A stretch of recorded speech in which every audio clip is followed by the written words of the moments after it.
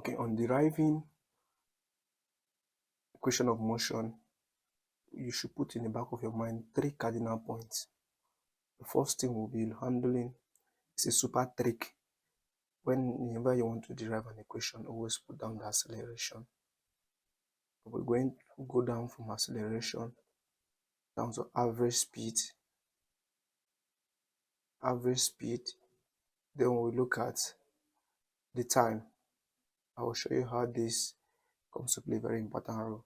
Now from the diagram above, you can see above, the object starts moving from 0.0 an initial velocity u to v, and with a particular time interval, this is the distance covered, and acceleration is the change in velocity, the velocity that was changing with time. So we're going to have acceleration as v minus u over t, which is the change in velocity, and if we cross multiply, we're going to have acceleration multiplied by time is equal to v minus u. So we want to make v the subject of formula, so we bring the initial velocity to the left hand side. We're going to be having u plus at is equal to v. Remember, when a negative sign crosses an equality sign, it becomes a positive. So negative u crosses an equality sign is now, so we can now rearrange this equation as v is equals to u plus at. This is our equation 1. And we'll be looking at, we have used the acceleration to derive our equation 1. Now the second thing we have to consider is average speed. Now from velocity is equals to distance over time, we are going to make distance a subject of formula. If you could recall, the second equation of motion is s is equals to ut plus half at squared. So we are looking for distance. When we cross multiply, we get x is equals to vt, and this v is our average speed, and average speed is giving us v plus u over 2. Now we are going to add the initial velocity with the final velocity and divide it by 2 to make up the average speed. So on dividing, we are going to have this. Now we are going to say s is equals to v plus u over 2 into bracket multiplied by t. But don't forget that we have already derived that v is equals to u plus at from our equation 1. Okay, from our equation 1. So what we do now, we are going to substitute this one into this equation. Where we see v, we are going to put u plus at. Okay, so from that we say s is equal to, where we see v, we put this u plus at plus u divided by 2 multiplied by the time outside. Then we're going to open the bracket. On opening the bracket, we're going to have something. T multiplied by u, we're going to have ut. At multiplied by t, we're going to have at squared. U multiplied by t, we're going to have u. This is u, we're going to have ut divided by 2. We've opened the bracket. We still proceed. We look at this. Ut and ut are the same, so we're going to add them. Ut plus ut is going to give us 2ut plus 80 squared divided by 2. Now, we make another further progress. Looking at this equation, we can rewrite this as s equal to ut divided by 2 an addition sign plus 80 squared divided by 2.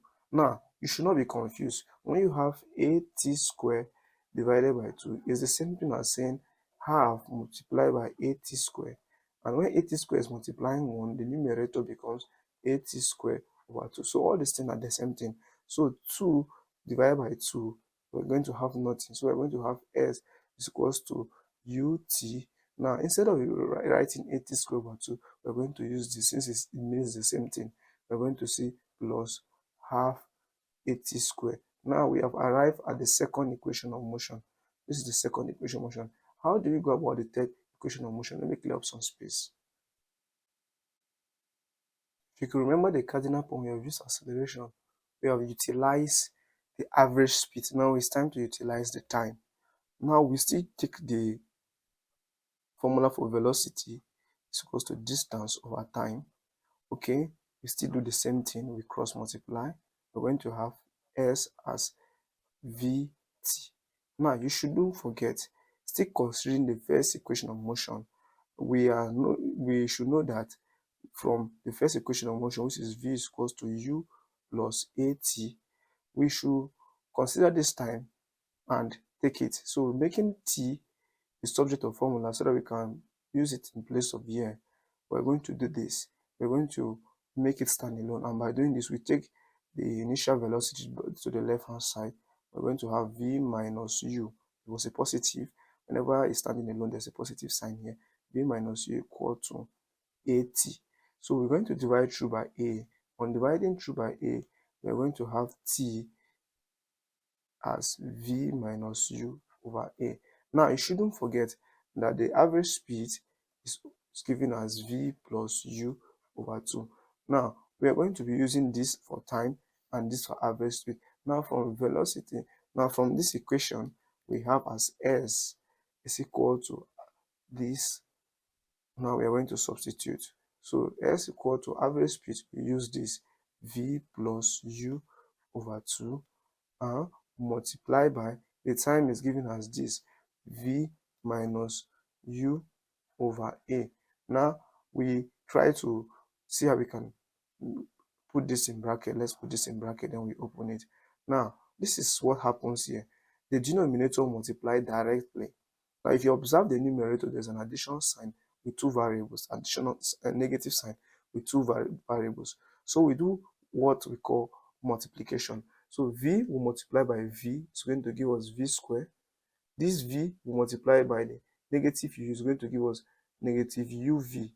Now we come, we pick this U. U multiplied by V is going to give us positive UV, and this U multiplied by negative U is going to give us a negative U squared.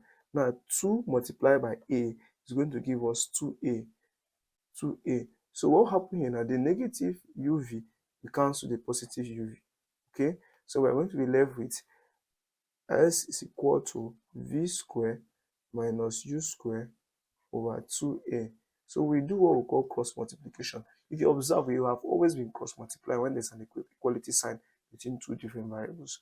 Now, when we cross multiply, this 2A multiplied by X is going to give us 2AX, which is equal to V squared minus U squared. Because when V squared minus U squared multiply 1 is the same thing. So we rearrange this equation. We bring the initial velocity to the left hand side. Here's the left hand side and here's the right hand side. We're going to have U squared plus 2AS is equal to V squared. Now we can just rearrange this equation by saying V squared is equal to U squared plus 2AS. What we just did here was rearranging, making the third equation of motion.